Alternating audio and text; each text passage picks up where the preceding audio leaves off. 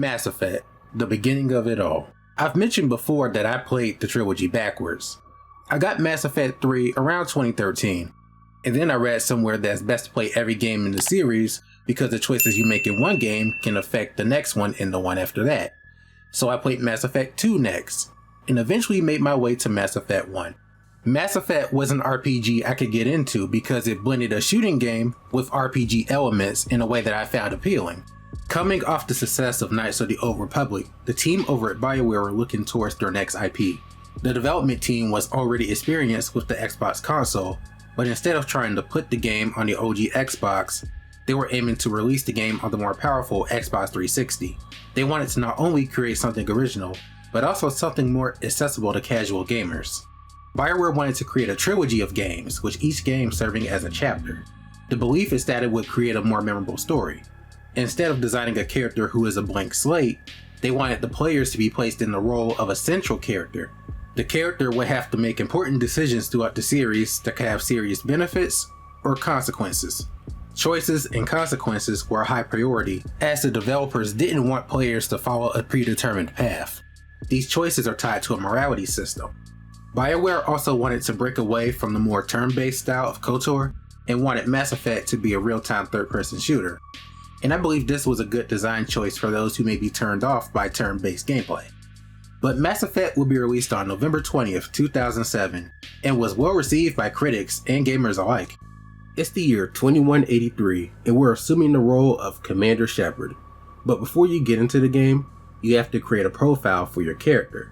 This consists of whether you want to create a custom Shepard or a quick start Shepard, or you can load up an existing Shepard to run a new game plus.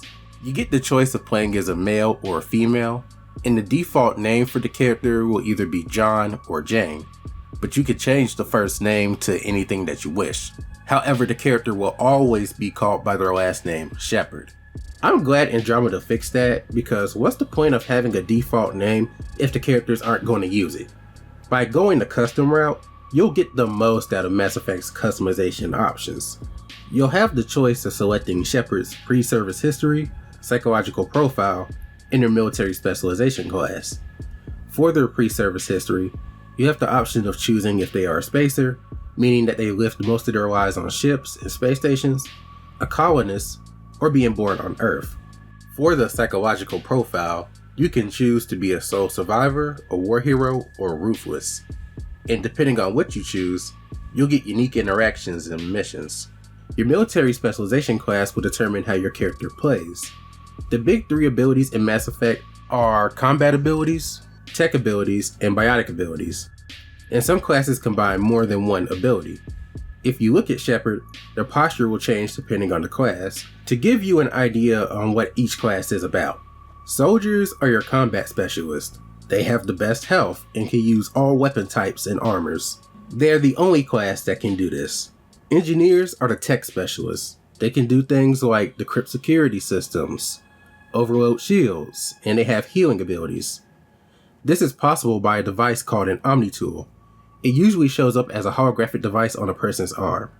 Adept is the pure biotic class, and we need to talk about this class in more detail. What are biotics? The short version would be to think of Jedi powers, but it's like this. Biotics are possible through the use of Element Zero. Element Zero is a rare material that when subjected to an electrical current, releases dark energy, which with the help of an amplifier, allows biotics to control their abilities. Biotics can lift and throw objects and stun enemies. And these are the base classes, but now let's get into the hybrid ones. Infiltrators combine combat and tech abilities. This class is about killing enemies from a distance. This class can't heal like the engineers can. Instead, they focus on offensive abilities. However, they can still decrypt systems. Sentinels combine biotic and tech abilities. You really get the best of both worlds when you use this class. However, it does have a massive downside. Sentinels can't specialize in any weapon class, and they can only use light armor. So while they are weak physically, they are varied in the amount of attacks they can use, which makes things easier.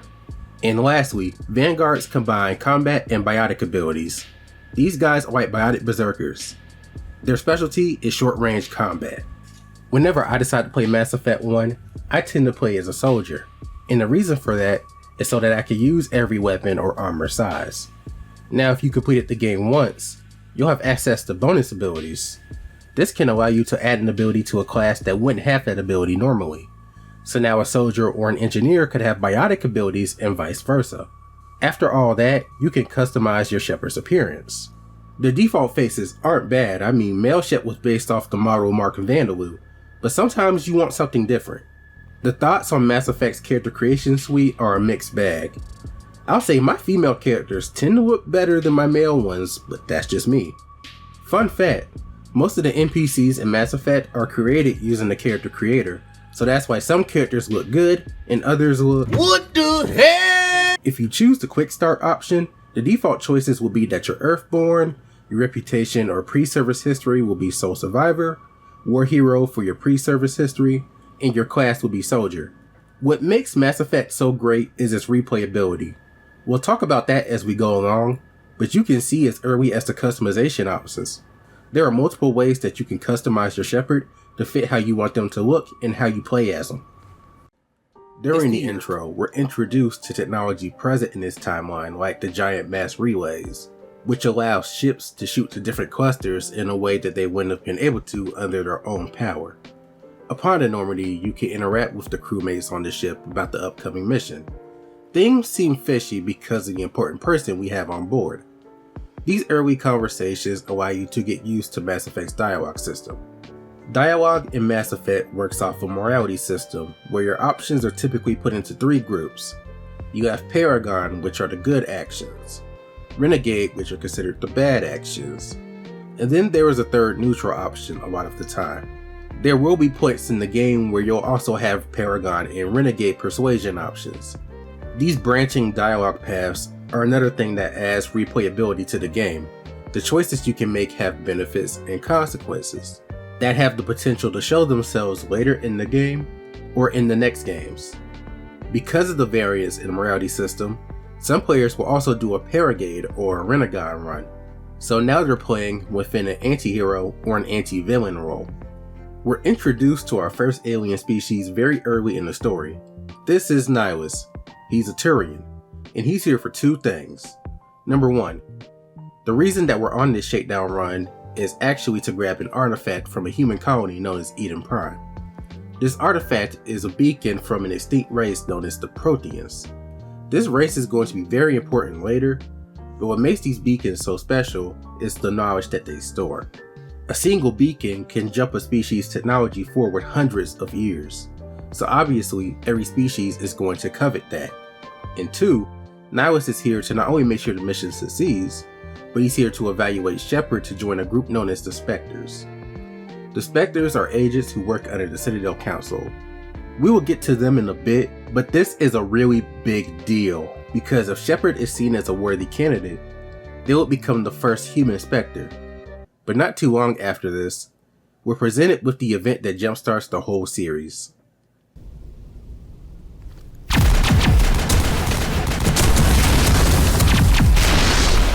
Get down!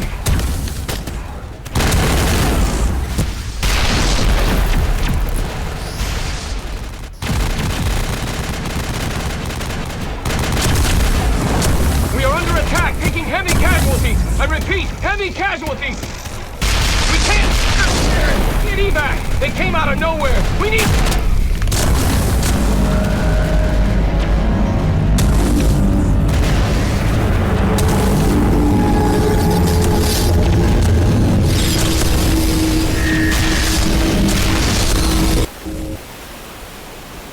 Everything cuts out after that. No comm traffic at all. Just goes dead. There's nothing. Reverse and hold at 38.5. Shit just got real. We gotta check out what's happening planetside. Kaidan Alenko and Richard Jenkins will join you for this mission, with Nihilus going ahead on his own. That's just how Spectres are. When you land on Eden Prime and look around, you can tell something horrible happened here.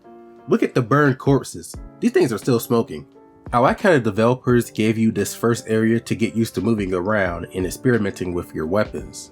You can practice shooting on the gas bags. They make for the perfect targets since they're completely harmless, but that also makes you feel bad for shooting them. One of the things I admire about Eden Prime is that this planet looks beautiful, no matter whether you're playing on a Legendary Edition or the OG version. Although I do like the red lighting of the OG version, it adds an ominous touch to the situation at hand. As you progress to the dig site, some drones will appear and shred Jenkins. Rest in peace, soldier. Not too long after this, we run into Ashley Williams of the 212 running from some drones. But what she sees next is some haunting stuff. You see one of the farmers get impaled on a spike known as Dragon's Teeth. And here we get a good look at one of the main enemies of the game, the Geth. This is a serious situation because the Geth haven't been seen outside of their cluster in about 200 years. But they're here now. Ashley joins us, giving us a replacement for Jenkins. In the later games, you'll have times where you're rolling solo, but in this game, there's always 2 squad mates with you. Mass Effect 1 was really good at feeding different enemies to you at a steady pace, because now we meet our second enemy of the game, and the main enemy of the series, the Reapers, or Reaper Husk in this case. They're not called Reapers at this point in the game, but this is a retrospective. I'm not really trying to hide much. But anyway, the Husk will charge at you, or in this case, jog towards you, and they'll try to EMP you. It can be annoying when there's a lot of them, and they can kill you, so be careful of that. This was done to show you the purpose of the Dragon's Teeth scene that we saw earlier. This is the finished product. Mass Effect does have some horror elements to it, and the Reapers provide that and then some. But we'll talk more about the Reapers as we go along. As you move along the level, you can pick up better weapons through lockers and other containers. You can pick up some Omnigel to help you with hacking doors and other systems. This game rewards exploration. On this level, you can talk to the NPCs locked away in the buildings, and you can get some idea as to what happened here. To bypass locked crates, terminals, minerals, or doors, you have to get through this hacking minigame, where you have to guide an arrow through an obstacle course. Reach the middle, and you successfully hack the object. In the OG version, if you failed the minigame, you wouldn't be able to try again, and you would have to use Omnigel instead. But in the Legendary Edition, you can try as many times as you like. However, the obstacle course is for PC players. Now on the console version, hacking is done through a Simon Says minigame. Press the buttons and hack the object.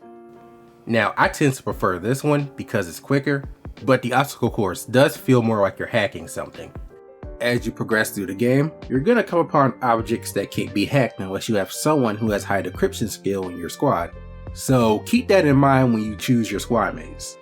When you talk to Manuel here, you could say that he's being dramatic, but no, he is right on the money. Agents of the Destroyers, bringers of darkness, heralds of our extinction. Talking to the NPCs can be worth it, as some of them can give you upgrades as well. As Shepard's team and Nihilus move through the colony, Nihilus meets this other Turian known as Saren. This is the big bad of the game. The two know each other and seem to be on friendly terms, but that camaraderie didn't mean a thing as Saren kills him when Nihilus has his back to him. This is an iconic scene in the series, as you don't see Saren shoot Nihilus, all you hear is the gunshot. And when you're standing on top of the hill, you can see Nihilus' body laid out on the spaceport.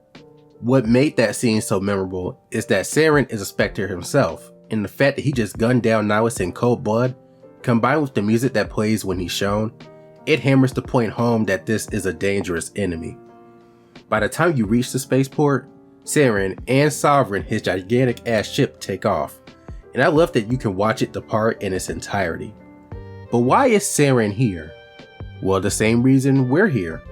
Saren is attacking Eden Prime in search of the beacon, and after he finds it, he has his henchmen set up bombs to destroy the area to cover their tracks. If there's one thing that has aged with Mass Effect, it's its combat, but it does have its charm.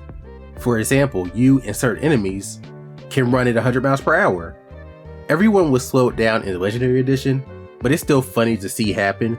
Unless it's a Krogan, then it's not funny at all. You do have the choice of meleeing enemies, which is much better for controller users on Legendary Edition. The OG version didn't have a melee button. You had to run up to the enemy and hope for the best. So I was happy as hell about this. Grenades are now mapped to a different button as well. It used to be the select button, and it takes time to get used to. I still throw accidental grenades from time to time. Getting into cover can be a bit finicky as well. Basically, you have to approach a wall and Shepard will automatically enter cover.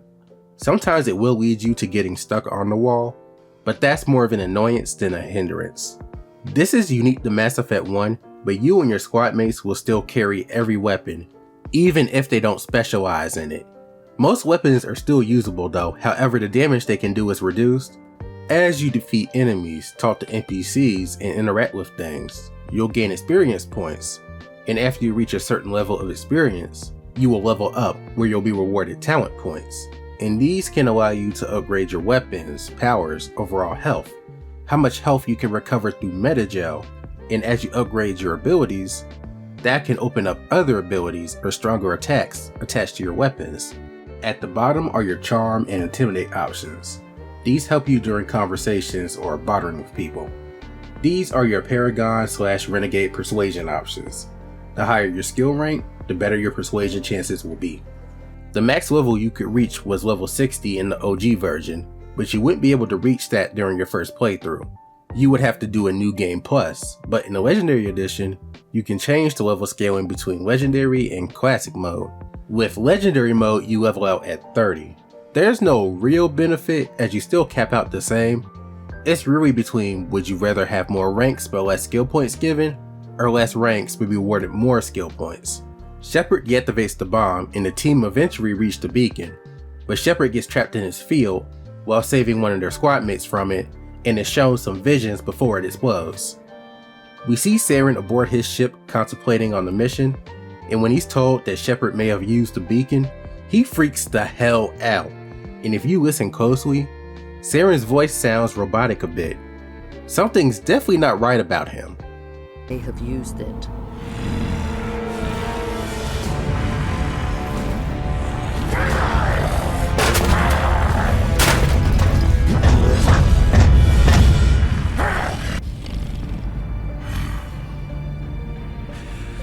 This human must be eliminated. Shepard wakes up a few days later, but now there is a dilemma. The beacon is destroyed, Nihilus is dead, and the Council? They're gonna want some answers. Shepard and the crew then normally head to the Citadel, which is pretty much the epicenter of Council space. This is the big melting pot for all of the species in the galaxy, and Lord, this place is massive. But you don't have to go to your next mission just yet. You can take your time and interact with some of the NPCs. This would be a good time to use your journal. This keeps track of the missions you complete and the ones you still gotta do. They're separated into missions and assignments, or your side missions. You can pick up some side missions on the Citadel, so this could give you some insight on what you're supposed to do and where to go. Your codex contains background information on the world of Mass Effect. Anything from races, organizations, planets, wars, technology. There's a lot here, and as you complete missions, more will get added within it. If you want to learn more about the ins and outs of the station, you can use the Avena terminal scattered across it. Our goal here is not to only expose Saren as a traitor for what he did on Eden Prime, but also expose his involvement with the Geth. So we have to go before the Citadel Council. The Citadel Council is the governing body of the Citadel, which is considered the center of Council space, and they are responsible for maintaining law and order within their section of space. The current counselors are from different alien species. You have Sparatus, who's a Turian, Tavos, who's an Asari, and Valorn, who's a Solarian. The group presents their initial evidence, but unfortunately, it's not enough for the council to charge Saren with treason, which was expected. He's their top agent after all, and it's very tough to try a Spectre because they walk a morally gray line that the council allows. Plus, Saren has a history with Anderson, which didn't help matters either. You see, Anderson was a Spectre candidate about 20 years ago, but he had his chances ruined by Saren. Saren hates humans, but he's really just an asshole altogether based on previous events. Because of this, our current ambassador Udina wants Shepard to hunt down clues to expose Saren. Besides Ashley and Caden, there are 4 more squad mates you can pick up for the mission, and those are Garrus Vakarian, Erdnot Rex, Tali Zora, and Liara Tassoni. Recruiting Rex and Garrus is completely optional, while Tali and Liara are mandatory because of their roles within the story.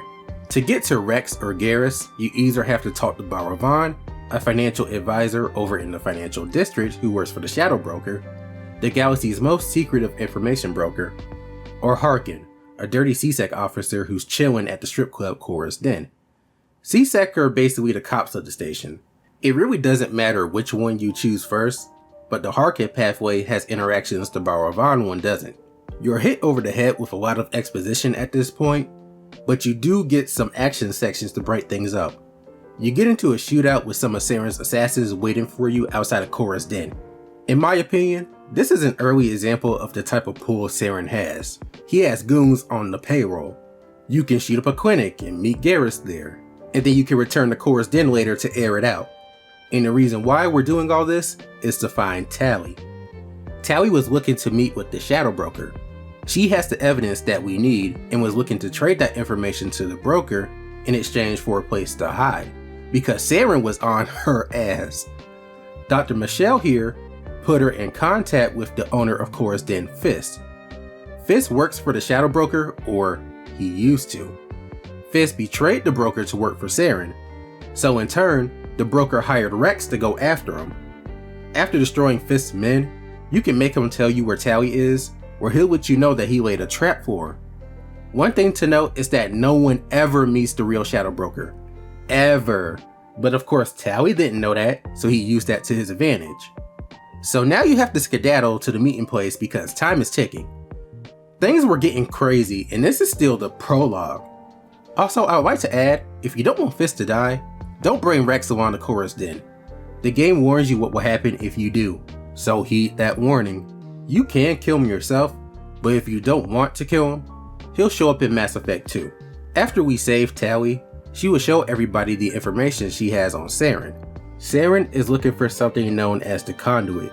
He believes that by finding it, it will allow a race known as the Reapers to return. The Reapers are the overarching villains of the Mass Effect trilogy. They are a synthetic organic race who reside in dark space. They wiped out the Protheans 50,000 years ago and then just disappeared. But thanks to the Protheans' efforts, the Reapers are stuck in dark space, and now Saren is looking for a way to rectify that. The Geth worship the Reapers as gods. They are the pinnacle of synthetic life in their eyes. And Saren is the Reaper's agent, a prophet of sorts, so they follow him.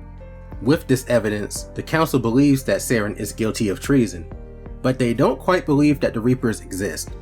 We're going to revisit this, but to allow us to have free reign to capture Saren, Shepard is sworn into the Spectres. This is a big deal, because they are now the first human Spectre. Humans have been pushing for this for a while, and now they finally achieved that goal.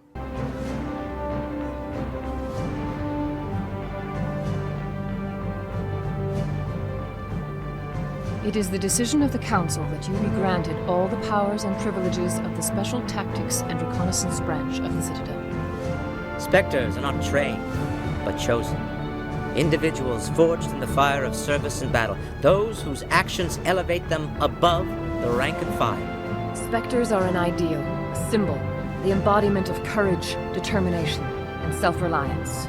They are the right hand of the Council, instruments of our will. Spectres bear a great burden. They are protectors of galactic peace, both our first and last line of defense. The safety of the galaxy is theirs to uphold. You are the first human Spectre, Commander. This is a great accomplishment for you and your entire species. Saren is long gone at this point, so now we have to divert our attention towards getting leads on him. Anderson has to give up the Normandy so that we can hunt down Saren. It's obvious that this is an unceremonious passing of the torch, but it's what had to be done. As a result of becoming a Spectre, you now have access to the Spectre training skill, which will help increase your health and accuracy. You'll also be able to get better weapons from the CSEC requisitions officer within CSEC headquarters.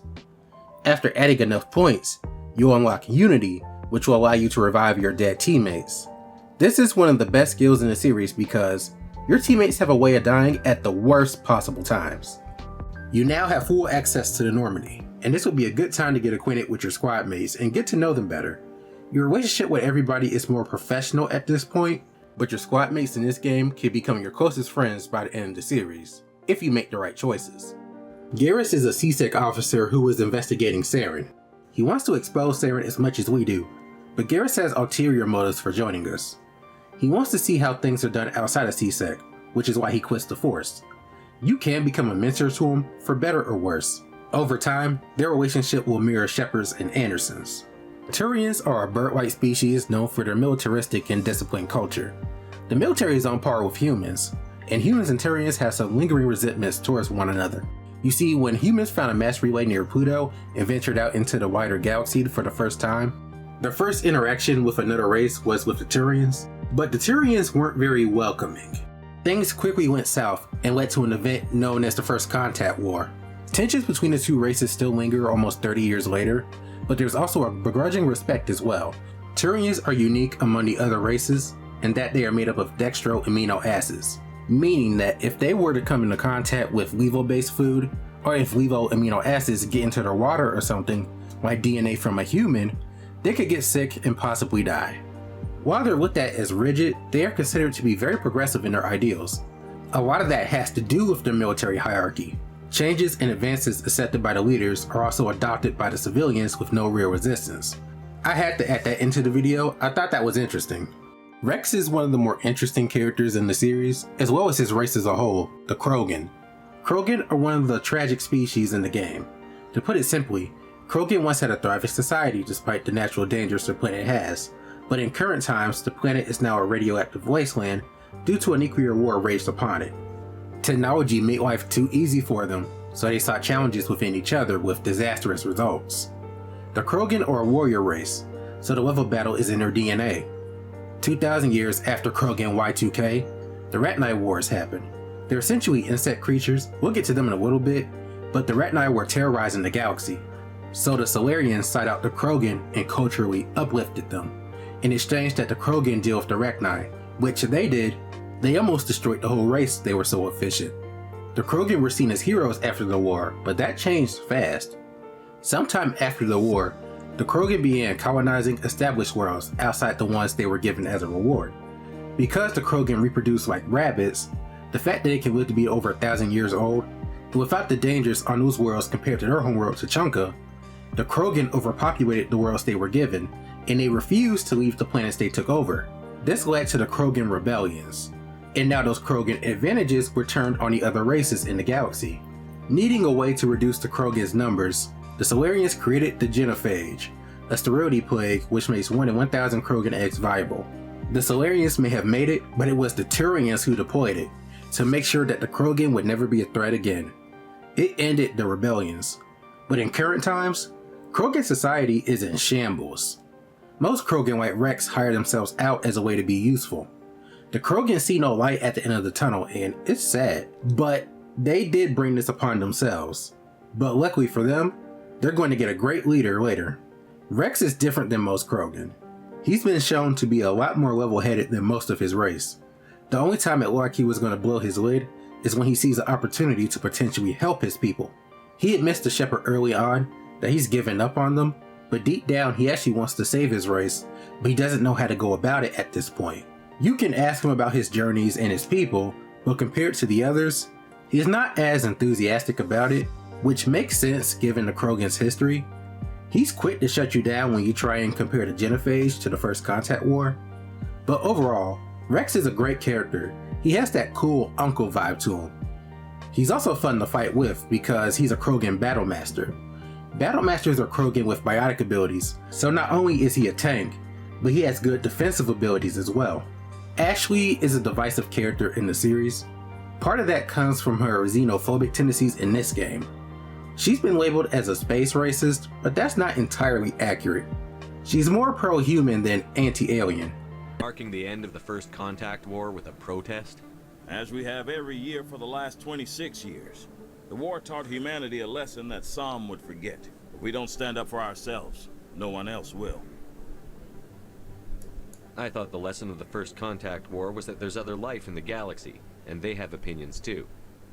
Perhaps so, Commander. But if aliens feel free to express their opinions at gunpoint, why shouldn't we? We should, but you're looking for a reason. I disagree. We have a backlog of grievances the aliens have ignored. starting with Shan-Shi.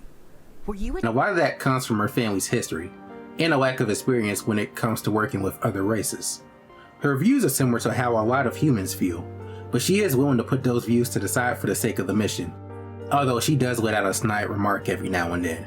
She gets much better as the series goes on. Her family is a bit cursed service-wise. Her father and grandfather fought during that war, with her grandfather being the first human to surrender during it, which has left a stain on her family's legacy. In my opinion, I don't look down on him for that. He did what he had to do in my eyes. But one of the better qualities about Ashley is that she's a very grounded person. She will admit she's a realist when it comes to her thought processes. She's very family oriented, and she's willing to discuss that with Shepard the more you get to know her. Like her pops, she loves poetry, and she will recite parts of poetry pieces from time to time. She's also religious, which is rare in their time, and she's compassionate. Best example, a man named Samesh Bhatia was trying to recover his wife Nirali's body from the Alliance, so that he could give her a proper funeral. Nirali was a part of the 212, Ashley's team that got killed on Eden Prime. As someone who has a strong tie to her own family, Ashley takes the time to comfort him, and that was a kind gesture. So the best way to describe Ashley is she's rugged on the outside but soft on the inside. Kaidan is our other human character, and what makes him special is that he's an L2 biotic. The L2s are an older group of human biotic who tend to suffer from side effects from their implants. Some have it worse than others. Kaidan gets off pretty light, he mainly gets migraines. How biotics work for humans is that since humans aren't naturally biotic, babies get exposed to element 0 in utero. But it's a gamble. The baby can either gain biotic potential or terminal brain cancer. Yeah, science can be evil. Kaidan is always cool and collected, always in control. He's the most reserved member of your squad. He does have an interesting backstory though. During his training at BOT, Biotic Acclimation and Temperance training, he was close to this girl named Rana. They had this Turian instructor named Captain Viernus. He was a biotic expert, but also a veteran of the First Contact War who disliked humans. Who thought this was a good idea? He was an asshole to all of the trainees, but especially to Kaidan because of a remark he had said to him. He pushed them to the extreme. A few of them died, and eventually he went too far. One day Rana reached for a glass of water with her hand instead of her biotics, so Viernus broke her arm. Kaidan stepped up and fought him, and when Viernus pulled a knife on him, Kaidan hit him with a biotic kick so powerful it broke his neck. The program was shut down after that, and sadly, because of the blood Kaidan had on his hands, Rana was now afraid of him, and that was the end of that relationship. That is one hell of a story. Due to his more reserved nature, Kaidan is seen as one of the more boring characters, but he's not a bad character. Tali is from a race known as the Quarians. She is the only Quarian you will meet in the entire game, so all of her people's backstory will come through her. Quarians are the other Dextro-based species in the galaxy outside of the Turians. The Quarians hail from the planet Rannoch, and their world is essentially sterile, which has caused them to have weak immune systems. It's why they wear these viral suits. Well, one of the reasons. The current Quarians are a nomadic race. They travel from system to system and collect whatever materials they can to keep their fleet afloat, hoping to one day take back their homeworld. But the question now is, who took their homeworld? Why, only their own creations, the Geth. Crazy, right? Okay, so the Quarians built the Geth as basic AI platforms, a source of manual labor. However, the Geth eventually became more and more sentient, which freaked out the Quarians. So eventually the Quarians enacted martial law, and they started trying to eliminate all of the Geth, and would deal with anyone who tried to protect them. The Geth eventually fought back, and they washed the Quarians. They whooped their ass. The Quarians begged the Council for help, but the Council said nope, and shortly thereafter stripped the Quarians of their embassy as punishment for their carelessness. Though a treaty was agreed upon that stated that no one can attack the Geth to avoid provoking them. This whole mess is why AIs are banned in Council space in the first place, and why the Geth are sort of a boogeyman to the Council races. But about Tali herself, when we find her, she is on her pilgrimage, a rite of passage where when young Quarians reach adulthood, they leave their birth ships to find a new crew to accept them. But before that happens, they will leave the flotilla to experience life and prove themselves worthy. To do so, they must bring something of value back to the flotilla. Tallie's pilgrimage is a big deal because of her lineage. Her father, Rail, is an admiral within the Quarian fleet, so there are higher expectations. She comes with us because in the end, it's about being an asset to society, and hunting a rogue Spectre fits the bill. Plus, we can protect her. You can't actually help her out with her pilgrimage, but we'll get into this when we talk about missions. Personality-wise, she's the opposite of Ashley, in that she looks sweet on the outside. She really is sweet, but there's a lot of bite underneath that mask. Her technical knowledge and knowledge of the Geth comes in handy. Liara is our Prothean expert. It's actually Dr. Liara Tassoni, and she is a race known as the Asari. The Asari are a monogendered race, but they are feminine in appearance and have matriarchal instincts in society, so everyone refers to them as such. They are also a long-lived species. They can live to be over 1,000 years old. To put it in perspective, Liara is 106 in Mass Effect 1, and in human years, that would be her early 20s. The only other race touching them in this aspect is the Krogan. They are considered the most wise and respected species in the galaxy, and are known for their diplomatic skills and biotic ability. Asari are also natural biotics. They're not frontline material, but they were great at support. They were the first race to discover and settle on the Citadel, so they are the most ingrained in Citadel society. They're also considered beautiful by the galaxy at large. People will fold because of their beauty, especially to Shairam. One of the more interesting things about the Asari is how they meld their minds with other people, meaning they can join their minds with you. Melding is the synchronization of the Asari's nervous system with their partners, and it allows the two to share thoughts, emotions, and experiences. This is also how they mate. They will take the traits of their mating partner for the reproduction process. It's a bit confusing as to how all of it works, but what you should know is that any race that mates with an Asari, the child will look like an Asari as well, but could have personality quirks depending on the race. Asari can mate with other Asari. These are called purebloods, but purebloods are looked down upon among most Asari because of the belief that nothing is gained from mating with other Asari. There's another reason there's a stigma around purebloods, but we'll talk more about that when we get to Mass Effect 2. As far as Liara herself, she undergoes the most drastic personality change throughout the entire series. She's a bad bitch in the later games, but in Mass Effect 1 she's a lot more reserved. It's the first time she's really been around other species, so it adds to her social awkwardness. There's an air of innocence around her here. We need Liara for her Prothean knowledge, and for the fact that she can join her mind with Shepard to help make sense of the Prothean beacon and its message. Mass Effect allows for romances with certain characters. In this game, you only get 3 characters to go after.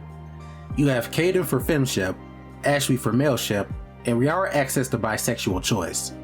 Apparently, Ashley and Kaidan were supposed to be bisexual as well, but that was cut out of the game. You can get closer to your chosen partner as the game goes along, and when you're at your lowest, they will be there to comfort you, and the romance leads to a sex scene during the game's climax. These relationships can also continue across later games if you play your cards right. You can also two-time with another character, but they will find out about it, and you'll have to choose between the two of them. So no player time, in this game anyway. Now outside of the main cast, there are some important support characters, so let's go over them right quick. Joker is our wisecracking pilot. He has a condition called Broick syndrome that makes the bones in his legs brittle. Despite this, he's probably the best pilot in the Alliance. Joker is with you throughout the whole trilogy, and there's no one else trustworthy to fly this expensive tin can than him. Dr. Karen Chakwas is the ship's doctor, and she's good at what she does. She's kind of married to military ship wife, but she doesn't really mind that. As long as she has Joker to treat, she's content. You have the option of having her for all 3 games. Engineer Adams is just that. He's Normandy's chief engineer. He's in 2 of the trilogy games. He's not in the next one for certain reasons, but he was handpicked by Anderson, so you know he's good at what he does. There is Presley, or XO, or Executive Officer. Whenever Shepard leaves the ship, he's the one that's in charge. He also provides another look into how a human's opinion of aliens can change. But with him, I don't think that's really explored until Mass Effect 2. You also have the Requisition Officer, where if you don't want to go to the Citadel to buy weapons and stuff, you can buy them from here, although the prices are marked up in exchange for convenience. As stated before, but Saren is gone. Like, you don't see his ass again until more than halfway through the story. So from here, it's about finding leads on where he could be. There are 6 main missions in the game, with 2 of them having their own hub worlds. At first, you have the option of going to Therum, Novaria, and Pharos. You can complete these missions in any order, but you may be inclined to go to Therum first if you want to complete your team. Therum is a volcanic world full of Prothean ruins. It's also where we find our girl Liara. In almost every mission, the game has you going through a driving section where you'll use the M35 Mako. This thing kind of sucks. It's a bit slippery to handle, and originally there was no boost button, so you were kind of meandering to your destination. A boost button was added in the Legendary Edition, and the controls feel a bit better. Therum is known for 4 things. One is this section where you're supposed to get out of the Mako and go on foot, but you can slip the Mako through. It may take a few tries though. I feel it's a bit harder to do in the Legendary Edition. Does anyone else feel that way? Second, it's this hard ass boss battle outside the mine. This fight may be a reason to hold off on Therum. Without the Mako, you're fighting Geth Troopers, Rocket Troopers, Geth Hoppers, and a Geth Armature, a walking tank. If you're on foot, it's a battle of attrition, because you have to watch out for the Hoppers who can flank you from above. Pay too much attention to them, and the Geth Troopers may close in on you. Stay out of cover for too long, and you'll get one-shotted by the Armature. There's just a lot going on here. Third, if you saved Liara for last, after you blasted your way to her, you can get this funny cutscene of her, where she's hallucinating because she's been in that bowl for so long. Can you hear me out there? I'm trapped, I need help! Are you real? Oh no, don't be stupid, Liara. Humans do not come here, you're hallucinating. And talking to yourself. Oh goddess, I am going to die here.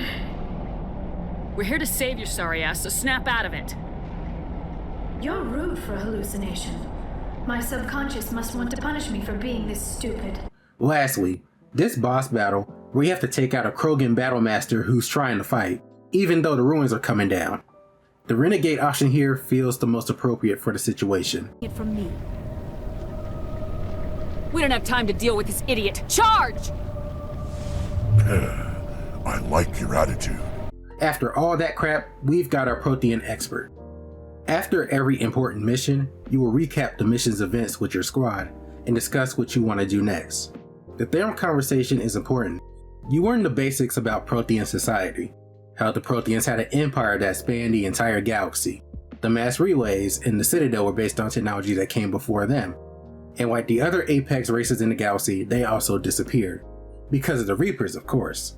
This doesn't happen after Therum, but after the other missions, you'll get the opportunity to let Liara join her mind with yours to try and make sense of the message. As of right now, it's still unclear, because the beacons were meant for a Prothean mind. The images won't become more vivid until you complete Pharos. You also get a call from the Council, where you'll always get a positive and negative assessment of your actions during the mission, and you can hang up on them if you're feeling spicy. On Pharos, you're dropped into the colony of Zoo's Hope, built within some Prothean ruins. And things go from 0 to 100 real quick, as the Geth ambush you and blast away one of the colonists. Poor David. This colony has an eerie vibe, as the colonists seem afraid to talk to you, and they keep telling you to talk to your leader, Fidan. He'll inform you of the problems that the colony has. Food, water, power, things like that. Oh, and the Geth transmitter in the underground tunnels. You'll also learn that this colony is being funded by Exogeny, a scientific research company. You're going to learn quick that the companies in this game aren't shit. The tunnels aren't that hard to navigate, everything follows a certain path. The only things that may trip you up are the doors where the Varen and the transmitter are. Going for the transmitter gave me my first oh shit moment, as there are a few Krogan in here. Always keep them away from you. The Varen aren't that hard to fight. The tunnels gives us a major clue as to what's going on with the colonists. This dude Ian, when you talk to him, you'll notice it's like something is messing with his mind. He can't talk about certain subjects. If he does, he's stopped by pain. Also, why is he the only colonist down here? The plot thickens. After you're done running errands, you'll now have access to the Prothean Skyway, where an army of Geth are waiting for you, but you also have to Mako, so it's not that bad. About halfway between the colony and Exogeny HQ, you meet this group of Exogeny researchers. You can talk to Juliana and Ethan. Ethan is a corporate dickhead, but Juliana is alright. She's at least willing to give you some details as to what happened here. she'll mention that her daughter Elizabeth is still stuck over at HQ. You can also do a side mission for this guy Gavin Hostel as well. We make it there, and I want to highlight this room. You'll notice that there is an offline armature that's tucked away in the corner. The developers were asshole for this one because after you pick up the upgrades in this room, it comes online and you'll be face to face with the thing. That just wasn't right. But once you enter the place, you'll meet Elizabeth and she'll give you some information on what Exogeny and more importantly Saren are after. Everyone is after the Thorian, a living plant native to the planet. She'll give you her key card to get into the building and deal with the Geth and Krogan in the facility. There are force fields all over the building that are being powered by a Geth ship clinging to it. Once you take care of the Geth ship, you'll meet up with Elizabeth again, where you can question her because she's been holding out on us. After talking with the Exogeny VI, you'll learn that she knew more than what she was letting on. Here's the story. The Thorian is able to control people's minds. The colonists at Zoo's Hope were being used as Thorian test subjects. The Thorian uses spores to issue commands to its thralls. The thralls suffer intense pain until they're conditioned against any thoughts of rebellion, which is why the colonists were careful when speaking to us. Some are more strong-willed than others though. Remember Ian? The Thorian placed them down in the tunnels for that reason. The Thorian is located underneath the main building of the colony with a ship blocking the entrance. Shit really hits the fan after this. As we drop Elizabeth back with the other scientists, you can see Juliana and Ethan arguing. Apparently Exogeny wants this place purged to hide what happened here, and Ethan is more than willing to carry that out. This ends with him getting shot, or if you have enough persuasion points, you can convince him of another solution. If you go to Pharaoh's first, you won't have enough skill points to persuade him, but if you do a new game plus, you will have enough points even if you go here first. But there's also the issue of the colonists. The Thorian has activated them, so they're now hostile, and killing them all wouldn't sit right with everybody. So the Bainums and your squad mates will give you an option of dropping some nerve gas and a concussion grenade. So now armed with nerve gas grenades, you'll head back to Zoo's Hope, where you have to fight the colonists and the Thorian's own army, the Thorian Creepers. These things look like husks, but they have claws, and they can spray acid at you to poison you. It's gross. Make sure you've already equipped the nerve gas, or you'll accidentally waste some of the colonists. After dealing with everybody and removing the ship, you can enter the Thorian's lair, where you meet this Lovecraftian beast. Unfortunately for us, the Thorian isn't in a talking mood, because Saren already tried to screw the thing over. Saren had learned of the Thorian's existence and its connection to the Proteans. He traveled to Pharaohs with his army of Geth and a powerful Asari biotic Shiawa. He went to the Thorian and proposed a trade, offering Shiawa as a sacrifice. Shiawa melded with the Thorian. Sharing the Thorian's consciousness gave Shiawa the cipher, which Shiawa then transferred to Saren's mind. The cipher is the cultural knowledge of the Proteans, even down to their biology. Having it allows you to think like a Protean. Unfortunately, Saren knew that Shepard was after him, and he couldn't risk them gaining the cipher, so he ordered the Geth to destroy the Thorian and all traces of its existence. The Geth attacked the colony, and to protect itself, the Thorian had the colonists block the entrance with the crashed ship. Saren is an asshole, I tell you. I don't blame the Thorian for being pissed, but now the Thorian isn't in a talking mood, so we're gonna have to kill it. Fortunately, Shiawa is still in one piece, and shares the cipher with Shepard, so now Shepard's visions look a bit more fluid. But Zoo's Hope is saved, and Shiawa and the Exogeny team will stay and attempt to rebuild the colony, but this does depend on how many colonists you manage to save. But our work's not done, as we now have to go to Novaria. This cold planet is home to most of the biggest research companies in Council space. As a result, this place is shady as hell, as a lot of gray area research happens here. A hub world is Port Hanshan, where it's run by Administrator Annalise. I hate this guy, but I love his assistant Gianna Parasini. We also have a run-in with Alanis Risk Control Services, or ERCs, I'm probably just gonna call them that. They're the security company for the station. Saren sent Matriarch Benezia here for a particular reason, so we're here to find out what that is. She's also Liara's mother, so you get specific dialogue if you take Liara along for the ride. Spectres are not respected here, because the companies want to keep people out of their affairs. A lot of the companies here have something dirty going on behind the scenes, and a Spectre could blow that up if need be. The main people who do converse with you are the ones that need something, or just station workers. But let's get into the story. Why are we here? Shepard needs to get to Peak 15, Binary Helix Research Lab. Saren is an investor in Binary Helix, and he's researching something up there. Unfortunately, Administrator Arterius isn't letting anyone leave the station, and he's basically stonewalled us. Politics is a big part of Mass Effect, if you haven't noticed with our interactions with the Council. What Gianna tells us is true. You can't just bludgeon through bureaucracy, so she points us to Lord Keen. Lord Keen is the manager of the Synthetic Insights Novaria branch. They work in the AI market. I know, I said the AIs are banned, but I should have said controlled. SI is one of only 4 companies in Citadel space that are allowed to develop AIs. But anyway, Keen has a problem that he needs dealt with, and in return he'll give us a pass to leave the station. Arterius is corrupt. Keen found out that Arterius has been extorting the businesses on the station, so Arterius closed his building and has employed some corrupt members of ERCs to shake down the place to find the information. So he wants us to break into the building and get the information first. You'll get the chance to convince the first few guards to stand down to make the fight easier. Remember that bitchy guard, Kira Sterling? Yeah, she's leading this shit. Captain Matsuo is probably the most decent one. But anyway, you get to kick her and her crew's ass, and as we leave the building, Parasini will be waiting for us. She'll tell us that she wants to see us before we go back to Keen. Turns out that Parasini-san is an Internal Affairs agent looking into Arterius' corruption. She wants Keen to testify against Arterius, and if you can convince Keen to testify, the most satisfying thing can happen. Haha, enjoy prison, douchebag. But this can also end in Arterius and Parasini killing each other, but that isn't as satisfying in my opinion. You can also betray Keen and give the information to Arterius to get a pass, but I'm not doing any business with that man. Screw that. Now that we got our pass, we can finally leave the station. But the matriarch left a little present for us. Yeah, Arterius mentioned that she had bought some crates with her. Crates of Geth. The Geth are all along the path to Peak 15. Benezia was covering her tracks. So after dealing with the Geth along the mountain, we get to Peak 15, and some shiz has been happening here. This place is on lockdown, so you have to get the place up and running again.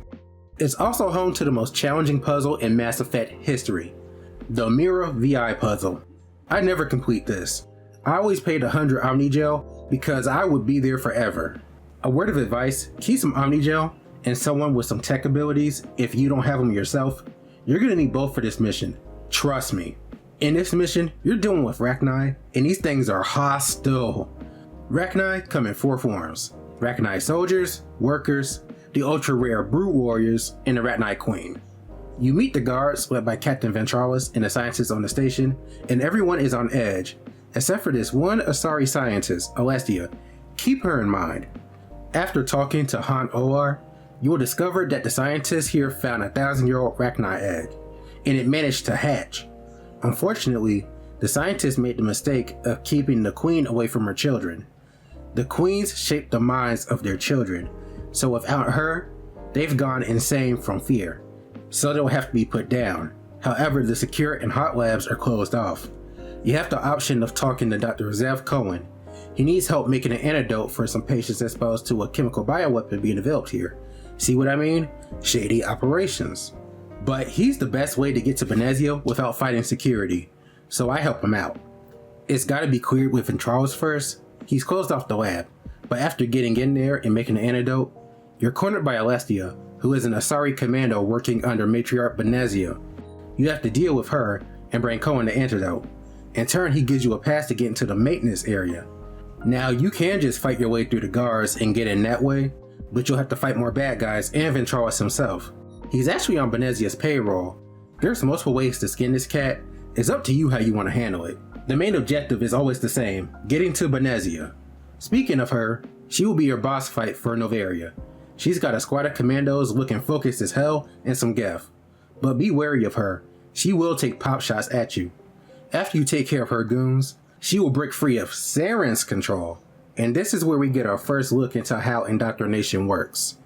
The Thorian's control is similar, but this is a more permanent thing.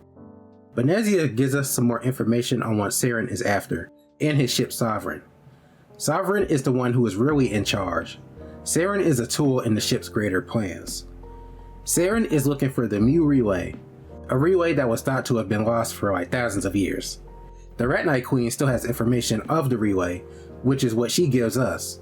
But soon afterwards, the indoctrination kicks back in and she attacks us. It sucks that you had to kill her, but she was too far gone.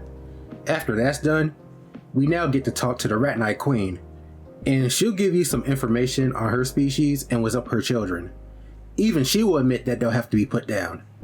You also get the choice to let her live or to kill her. This choice can have ramifications later on, probably the longest consequence payoff in the series. There's also the issue of dealing with her children in the hot labs. Here you'll meet Yaroslav Tartakovsky. He'll give you some info on the Rat Knight project, in which you know about the neutron purge, which will basically nuke the hot labs. Before you finish talking to him though, a Rat Knight soldier will appear out of nowhere and kill him. The way it just slung his body like trash, damn. After you kill it, you grab the code from Yaroslav's body and then activate the purge. But getting out isn't going to be easy. This room will flood with Rat Knight, so you have to be strategic in getting out of here. Normally, I just kill the first row and floor it, but that's on normal. Higher difficulties may need a more delicate touch. But after you activate the purge, if you've done everything, you can leave the station. In between missions, you may want to explore the Citadel and the other clusters. The Citadel has its own set of side missions that you can do. You can help out this reporter Emily Wong. After you deal with Fist, there's an OSD that you can give to Emily that will take down his organization. Although you can kill him, but either way, his outfit is done for. I mentioned it earlier, but you can help out Samesh Bhatia recover his wife's body. You can help out the Asari consort Shaira. Everyone drools over this woman, especially a Turian general who's sulking in a bar because he couldn't get with her. But not before spreading some lies about her. They're friends, by the way. It got so bad an Elcor diplomat was involved. If you help her out, she'll give you a trinket that can be used on a side mission and a gift of words. Do y'all know how lucky we are? Normally people will have to wait months for this type of thing. But you can sleep with her if all that wasn't enough in your eyes. I mentioned the Elcor, so let's talk about the other console races before I get back into the side missions. The Elcor are massive creatures who are slow moving and monotone talking. They come from a high gravity world, the Kuna, so it's an evolution that keeps them from falling and injuring themselves. Their monotone speech is not their main way of communicating. Between other Elcor, they communicate by scent, body movements in a form of infrasound. Since they can't express emotions and tone through speech, they say the emotion they're feeling during their sentences. They can live pretty long as well, but not as long as Krogan or Asari. Our diplomat Zelton here is the one that got caught up in the Shaira situation. They also have Ambassador Kalen, who's a pretty chill dude. The Volus share an office with the Elcor. Their ambassador is Dan Korlak. He has a bigger role in Mass Effect 3, but here, he's our main look into the Volus. The Volus are unique in that they come from a high-pressure, ammonia-based world in Rune. Because their bodies evolved to deal with the high pressure, they have to wear these suits when they go to lower pressure worlds, or their skin could split open. Gnarly. Din is kind of a jerk to Shepard, and a lot of his opinions on humans are similar to the other races. We're progressing fast and have more favor than the other races who have been there longer. Humanity wants more say in galactic policies, and are more aggressive in obtaining it, which makes the other races nervous. But humanity has a lot to offer that the other races can't, such as military and stuff like that, so while it's not particularly fair, it is what it is. But where the Volus excel is in their business and political acumen. They're not equipped to be soldiers, so instead they learn to barter and negotiate, and that's been their biggest strength. The Solarians are an amphibian race that hail from the planet Surkash, and they're considered the most scientific out of all of the races. They have a short lifespan due to their high metabolisms. They live to be about 40, so they try to make the most out of their lives as possible. They've carved out their space in the galaxy by experimenting and inventing things, which helps them during wartime because they're kind of weak physically, but at the same time, this is also how they catch people slipping. But while they lack in that regard, they make up for it with their genius. They're great for espionage missions. The reproduction process is interesting. Breeding is politicized and negotiated through breeding contracts. This is because they don't have the same sex drive, but the baby's gotta be made, so this is what they do. The crazy thing about them is that Solarian females are capable of reproducing without the male.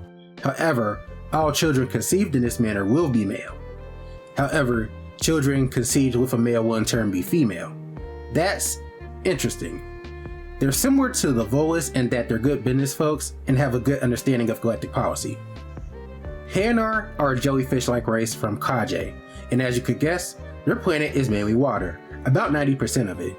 Hanar don't really walk, they tend to float around. They have long tentacles, but they aren't meant for walking. They use them to grab things. The Hanar revere the Protheans as gods. There are Prothean ruins on Kaje, so their religion developed around the thought of the Protheans as an elder race who uplifted them and civilized them. There's actually a mission where Hanar is preaching on the Citadel, but since it doesn't have a permit, CSEC has an issue with it, and you have to decide on what to do about the situation.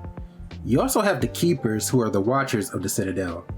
They are the ultimate handymen in that they fix all the problems on the station. Something eerie about them is that they will explode if you try to scan them, but why does that happen? The reason becomes clear later. There's also a side mission where some scientists created a scanner that can scan them without tripping their self-destruct protocol. Do this later in the game to get more cash out of it. And lastly, we have the Batarians, and they are the only race not seen on the Citadel. There's two reasons for this. For one, they're relegated to DLC, we'll get to that later, but because there's no other Batarian footage in this game, I'll have to show some footage from the DLC. And two, they closed their embassy on the Citadel. Why did they do that? Well, if you thought human and Turian beef was bad, you ain't seen nothing. While humans and Turians have lingering resentment, humans and Batarians hate each other. When humans began to colonize the Skyllian Verge in the 2160s, the Batarians opposed it as they were already settling there. They wanted the Council to declare the Verge an area of Batarian interest, but when the Council refused, the Batarians closed their embassy and severed relations with the Council races, becoming a rogue state. Taking matters into their own hands, they started attacking human colonies in the Verge throughout the 2170s, which came to a head with an attack on a human colony of Elysium in 2176, an event known as the Skyllian Blitz. 2 years later, the Alliance attacked the moon of Torfan. This moon was used as a base for Batarian-backed criminals. After that, the Batarians didn't want no more smoke, and they stayed in their area of space and along with Tyrannus systems ever since. While this all looks bad, the truth is that Batarian civilians aren't all that bad. It's when you get into how the government makes their money and the terrorists that stains their name. You know, things like that. They're also pretty good business folk themselves, but they're not as approachable as the other races, but they get things done. Most of the gangsters won't shoot first, they actually rather negotiate before violence. Now the terrorists and slavers, you don't ever want to run into them. Batarians always resemble spiders to me with their 4 eyes. Anyone else feel that way?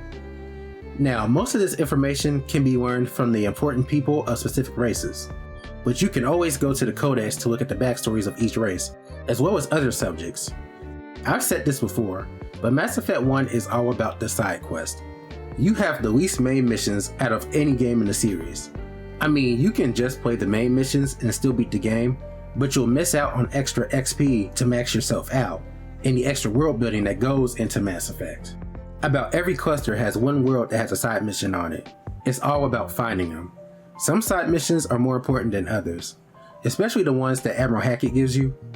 One mission that you should do is UNC Rogue VI. A VI has gone crazy at the Alliance training ground on Luna, and Hackett needs your help to shut it down. Before we get into the mission, let's admire Earth from the moon's surface. This mission is all about taking out the barriers that the VI sets up and the turrets and drones that the VI sends after you. This mission can be a bit difficult, especially dealing with the rocket drones. It's easy to get overwhelmed here, so you have to be strategic. You have to take out the VI conduits at each bunker. Once you do that, the VI will shut down, and it will display this message in binary, which will read out as help in ASCII code. But completing this mission unlocks the specialization classes. This is an upgrade to your base class. Each class has its own bus. It's all about what you think would benefit your character the most. Something interesting about this mission is if you go back to the assignment in your journal after completing it, the report would suggest that the VI was tampered with to become sentient. So if that's the case, once it became sentient, it freaked out and attacked everybody. Developing AIs is illegal, except for the 4 companies that's allowed to make them. So someone was doing something they shouldn't have been doing. A constant theme in Mass Effect 1. That's not the only time we run into this shit out here. If you went to a certain terminal in Exogeny HQ on Pharos, you can receive this general distress call, but you can also just go to the planet Nodacrux. One thing I like to do is read the descriptions of the planets, especially the almost garden worlds. There's usually one fatal flaw that keeps them from being truly habitable. When I was younger, I used to like looking at information about planets, so I guess that's something that just carried over into adulthood. But Notacrux has a thicker oxygen-based atmosphere than Earth, which causes thunderstorms from hell, and pollen literally floats in the air here. It's an allergy nightmare. But anyway, you get this mission after you deal with the Thorian. Some exogeny scientists were conducting some experiments on some Thorian creepers, and to absolutely no one's surprise, the creepers went crazy and started knocking off the scientists. You reach a group of scientists and some guards. The lead scientist here is Dr. Ross, and she is really not trying to go to jail. So you can either take the bribe she offers, or you can try and arrest her and fight everyone in here. I just take the bribe. This chick is crazy. She'd rather crash out than go to jail. But after dealing with Ethan, I'm just guessing that exogeny folks are just like that. Some side missions can give you clues about things in the main story. The first side mission you may find is on Trebin, where you can investigate what happened to a group of surveyors. You search the camp, but there's no one around, so you check the excavation site, right? And it's there that you find that the surveyors were turned into husk by the dragon's teeth in the cave. The message after you killed them all hits home. Why are these all the way out here? This is an early clue that it might not have been the Geth who designed them. Perhaps the most famous side story of this game is Admiral Kahoku, Cerberus, and Armiston Baines. I made a whole video on Baines, so I'm not going to get too much into it here, but basically, Armiston Baines was a researcher who disappeared under mysterious circumstances, and he was associated with Dr. Michelle. She was being blackmailed by someone supposedly working for Baines, but this raises some questions when we talk to Anderson about him. Anderson wants nothing to do with this, but he does let us know that Baines was sent on a research mission. Somehow he ended up dead and Kahoku's man found him. You have to talk to Michelle and Anderson before you talk to Kahoku for the first time, or you'll be locked out of this part of the storyline. But this all leads into UNSC missing Marines, and then UNSC Cerberus. Admiral Kahoku's men went to check out a distress beacon on the planet Edalus, but they haven't returned, so he'll ask us to check it out. When you get to the beacon, a thresher maw pops out of the ground. The beacon was purposely placed there. All of Kahoku's men were killed in the attack, and we're left to fight it. The thresher maws are a lot harder than they were in the OG version, which makes fighting them a real pain. When you tell Kahoku what happened, he goes off on his own investigation, and this leads into UNSC Cerberus. Sometime later, Admiral Kahoku will contact you. He has information on who set up his Marines. It was a group called Cerberus. Cerberus becomes a major part of the next two games, but here, they're a side mission. Apparently they're performing some sick experiments, trying to create some human super soldier. Kahoku tries to go radio silent after this, but oh boy, he didn't make it far. This mission will take you to Benthu, where you'll have to fight Cerberus operatives and whatever they were researching at different bunkers. When you get to the last bunker, you'll find Kahoku laid out on the floor in one of the testing fields. They were experimenting on that man and just left him there. It's sad. Rest in peace, Kahoku. Since I talked about it a bit earlier, you can use Sha'ira's trinket to unlock a Prothean ruin on Alitania, and it gives you a vision, but this time it's in text. It's nothing major, but it is something to follow up on if you're interested enough. There's also a mission on this planet called UNC Lost Module, where you have to find a module that has info on the Geth. This mission is a scavenger hunt, as you have to search through groups of hijacks or space monkeys to find it. Once you find the right one, you're attacked by the Geth who have also been looking for it, but once you fight them, the mission is over. There's a mission on Netmos, where you have to help Captain Duran and her squad fight the Rachni. They come in waves, you have to mow them down. This mission is kind of fun, because you can plug the Mako up to the turrets and have them shoot at the Rachni as support. The end goal is to destroy the Rachni nest, and this is the only mission where you'll find Brood Warriors, the male Rachni. That's because their main job is to protect the nest, so unless you're underground, you will never see them. These guys are bigger and much more deadly. I've died to them before. Your squad mates also have their own pseudo-loyalty missions that you can complete. Rexus is getting his family's armor back from Tan Actus, a Turian pirate and artifact collector. If you complete this mission, it will actually help you out with another mission that we'll get to in a little while. Garrus's mission is confronting Dr. Celion, now Dr. Hart, a Solarian doctor who was illegally growing organs within living test subjects and then selling them off. Sick bastard. And then there's Tally. Tally's is not as straightforward as the other twos. It's more of an add-on to the mission, but it's a mission called Geth Incursions, where you have to clear out the Geth bases in the Armstrong Nebula. After you do that, You can give her the information you found on the Geth, and it actually helps her with her pilgrimage. So yeah, there are some interesting side missions in Mass Effect 1. However, there are some complaints to Mass Effect's open world. For one, unless you're going to the mission on that world, collecting MacGuffins or fighting Thresher Maws, and maybe some occasional enemies, there's not much to do on them. Also, the structures you fight in look the same, but with some objects moved around within them. It's either the same gray building or an underground bunker. However, Mass Effect 1 gets a pass to me because this was 2007. I bet this was amazing at the time. It was amazing that they could do this and have the worlds look as good as they do, for how many worlds there are. Planet missions aren't the only side missions though. You also have missions aboard ships. MSV Worthington or UNC Lost Freighter stays with me to this day. This woman named Julia went insane after an accident caused her boyfriend to become brain dead from a lack of oxygen.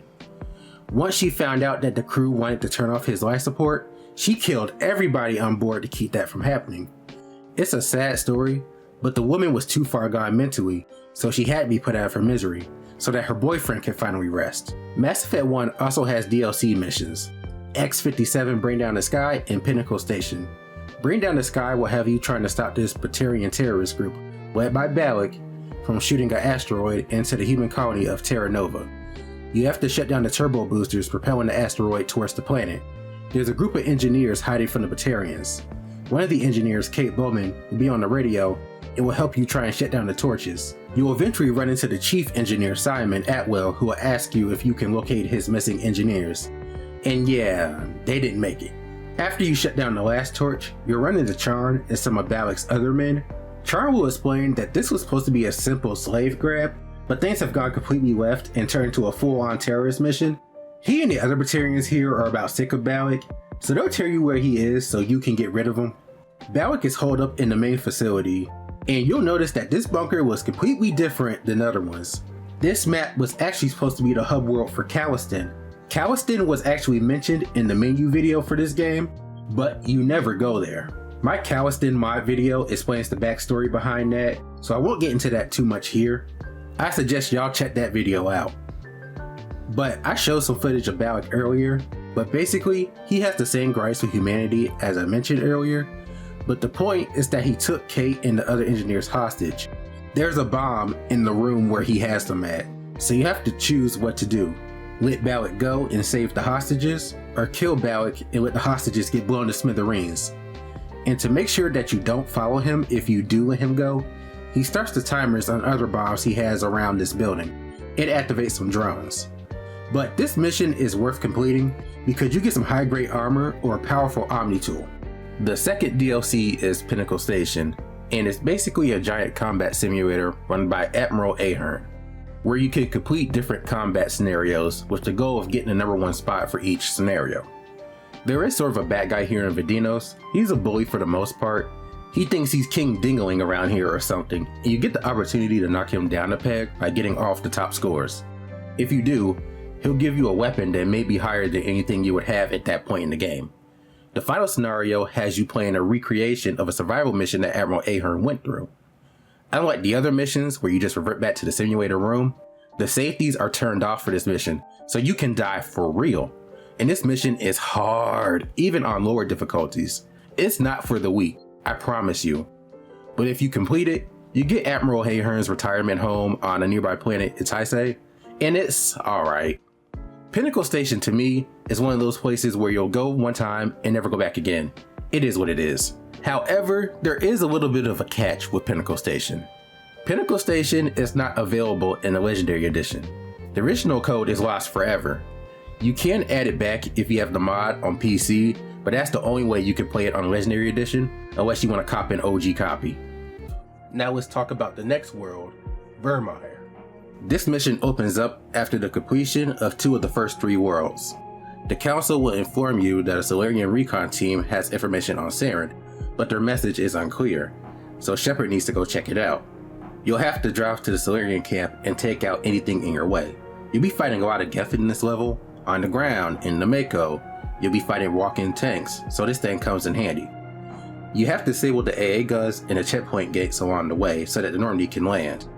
From here, we get one of the most infamous cutscenes in the entire series. The Salarian task group, led by Captain Kirrahe, he's a bro by the way, but they found Saren's research base. Saren has discovered a cure for the genophage, which has caught Rex's attention.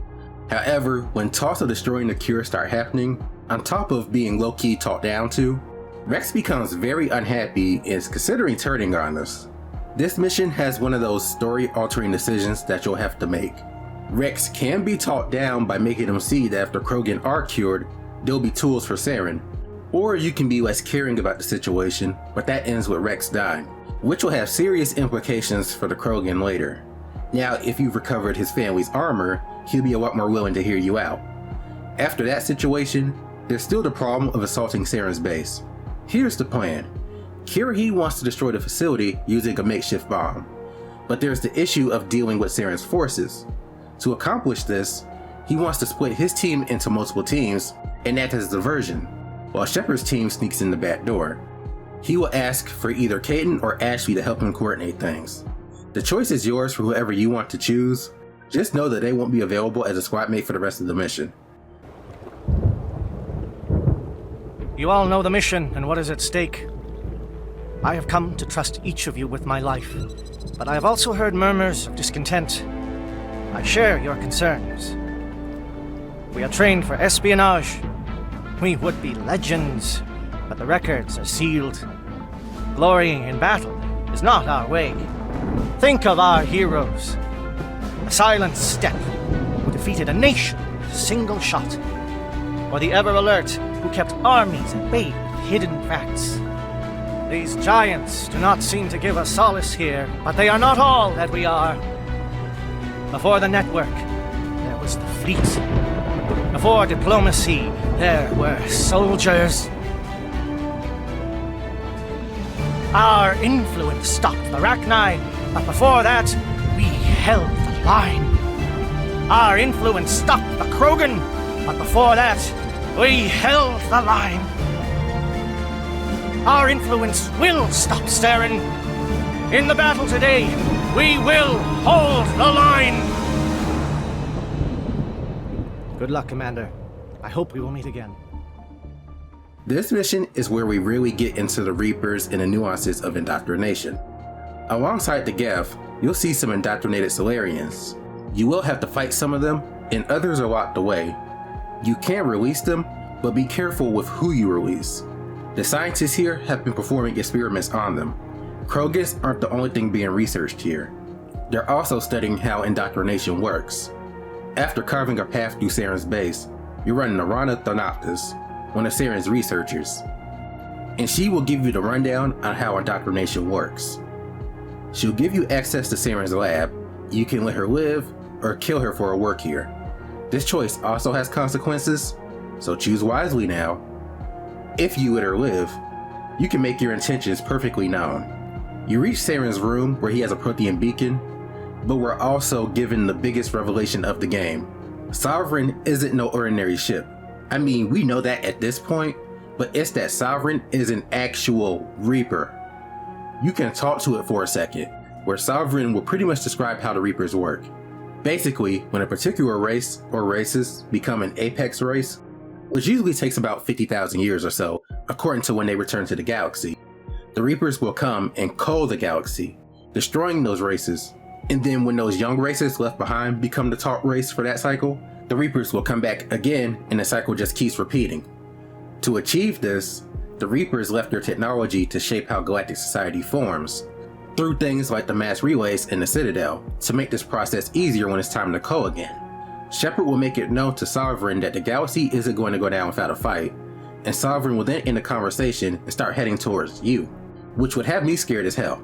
So now it's time to get to the Krogan breeding grounds and detonate that bomb.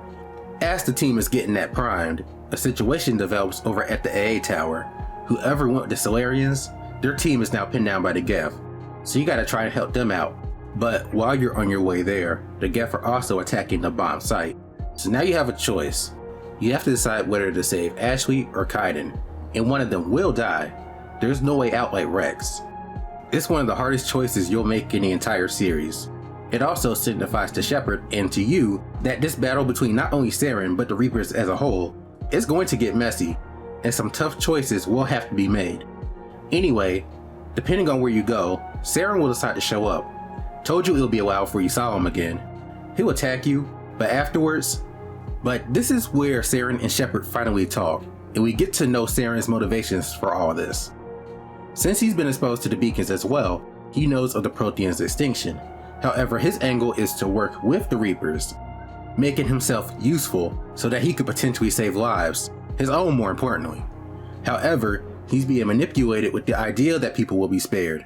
Or they will be spared, repurposed more like.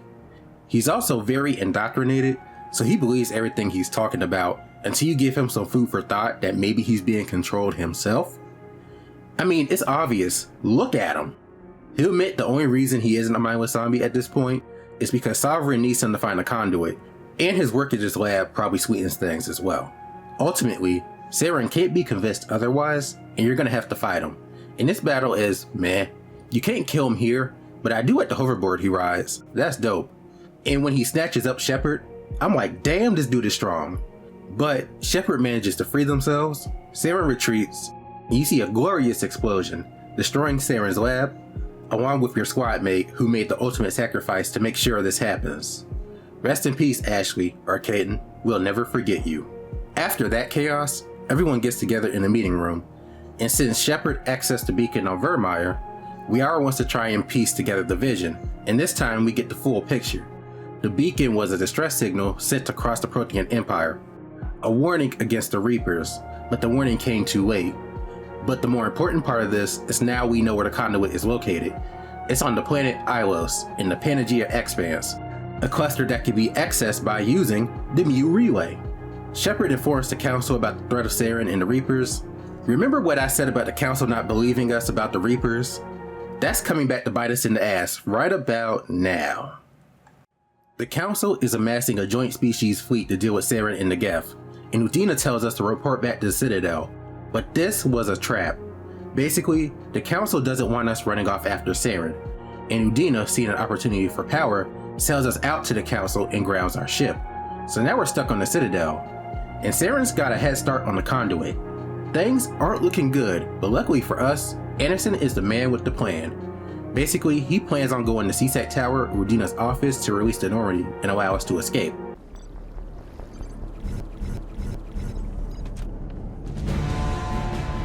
Anderson? What are you? I didn't send them. Now by doing this, we're technically fugitives, so we better catch up to Saren fast. You better have done everything you could on the Citadel, because you can't go back there after this point. Now it's time to go to Ilos. This is the endgame, guys and gals, and we're right on Saren's ass. Joker drops us off in the tightest spot possible, right on top of Saren. But Saren was able to lock the door behind him, so now we have to find the control center to open it. The first part of Ilos is like a maze. It's easy to get lost around it. I've played this level 5 or 6 times and I still forget the way. Now, I would do this before anything else. If you or someone in your party has tech abilities, you'll want to go to this panel here and disable the armature on the main floor just to make things easier for yourself. After you fight through the Geth and reach the security panel, a hologram will relay a message for the Prothean to hide in the archives, and then something about the conduit, but it's too damaged to get an accurate translation. But now the door is open, it's time to go. As the gang is heading down the tunnel, there's a barrier that halts your progress, with a hallway to your right. You go to see what's down there, you get to talk to a Prothean VI named Vigil. He stopped us to let us know the truth about the conduit in the Citadel. The Citadel is a trap. Every race has settled and had their seat of government there, but it's also a giant mass relay. It's what the Reapers use to travel from dark space into the galaxy. The Keepers were designed by the Reapers to act as harmless caretakers of the Citadel. Their purpose is to take care of the basic functions of the Citadel. They make it so that the Citadel is easy to use, but also to hide its true nature. It's why they self-destruct when someone tries to scan them. The Reapers didn't want anyone figuring out the truth behind the station. It's also hinted that the Keepers were based off a race older than the Protheans, but whatever that race was is lost to the sands of time. When it's time for an invasion, the Reapers send a signal to the Citadel compelling the Keepers to activate the Citadel relay, catching anyone aboard the station off guard. That signal, combined with indoctrinated sweeper agents within their ranks, the Protheans didn't stand a chance. Knowing that their civilization was lost, the Protheans designed the Conduit, which is a mini-mass relay connected to the Citadel, to get aboard the station and make modifications to the station, so that when Sovereign sent the signal this time, the Keepers ignored it. This is why Saren needed the Conduit. He wants to backdoor into the Citadel and bypass the Citadel's defenses, and then transfer control to Sovereign. If they succeed, it's all over. The beacons that Saren and Shepard found were used by the Protheans to share information.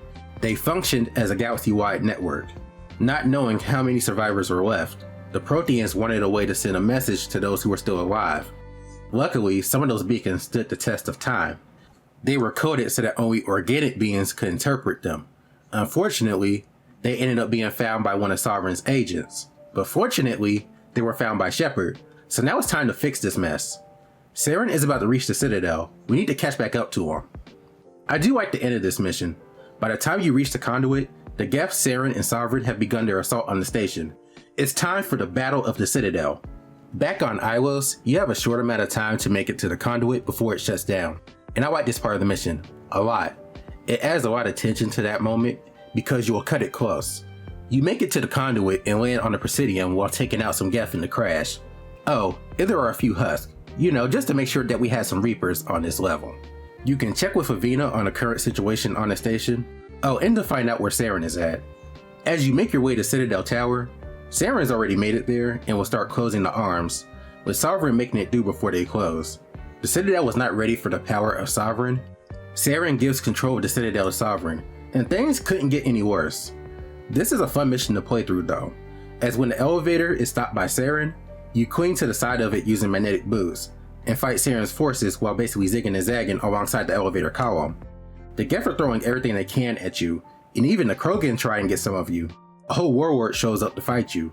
This makes me wonder, was a Krogan clan indoctrinated by Saren, or was this a cloned Krogan?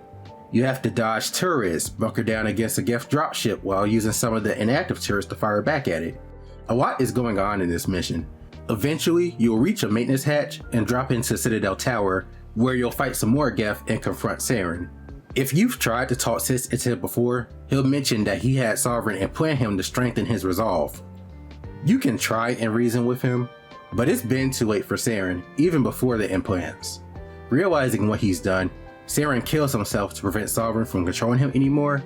You're gonna have to fight him if you don't have the persuasion points, but either way, it'll end with him falling through the glass underneath the podium. Saren is down, but we have another issue. We open the arms back up, but the Destiny Ascension is in danger of being destroyed. The Citadel Council is on board, so now you have a choice to make. Save the Council or let them die, or concentrate on Sovereign, but that's about the same as letting the Council die. Each side has their benefits and consequences, but I tend to save them. It was good on my Spectre record. But we're not out of the woods just yet. Sovereign reanimates Saren's body and essentially turns him into a buffed up Geth Hopper. But this transformation was unsettling as hell.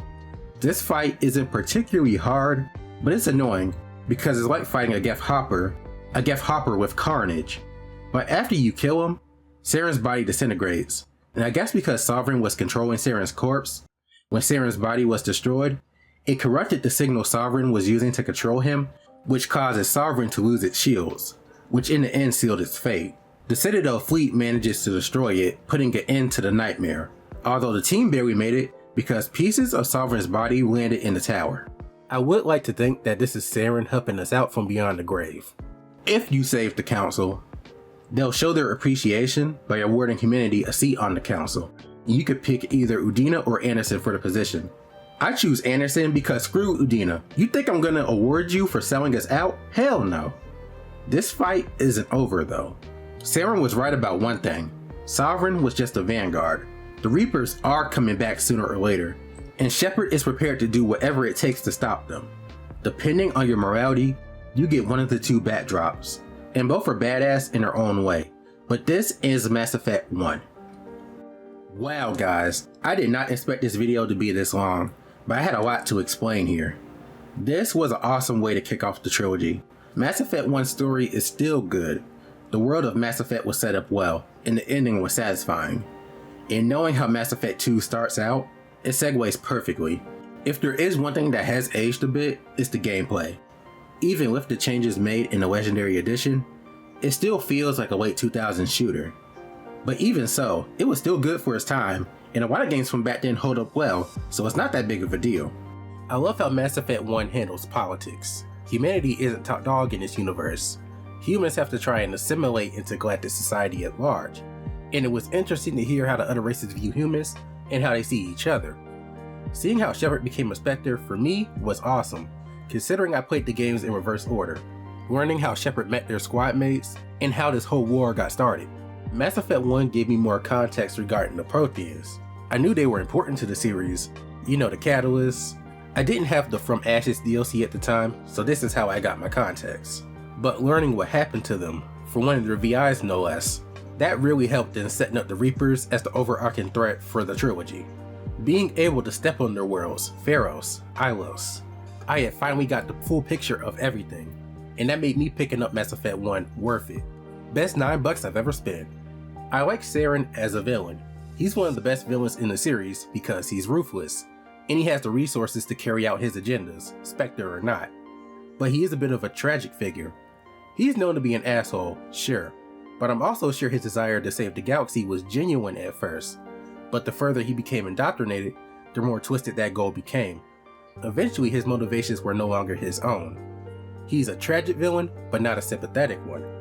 Benazia was like this as well, although she's more sympathetic, as she tried to steer Saren away from the path he was on, but she got caught up in it as well. There were some good villains in this game overall. I also liked Mass Effect 1's hub world. Is it spacious? Yeah, but I kinda like the openness of this hub world. It has a charm to it. But that ends this video, guys. I've been working on this video for a few months now. I knew it was going to be challenging, considering this is the first time I've made a long video like this, but it's done, and I don't regret it. This was me showing love to one of my favorite gaming franchises, one that's given me a second win as a YouTuber, but I may try to shave Mass Effect 2 and 3 down when we get to them, if that's even possible. But I want to thank you guys for watching. Feel free to like, comment, and subscribe, and I'll see you all in the next one. Peace. DDDJ Sonic 3.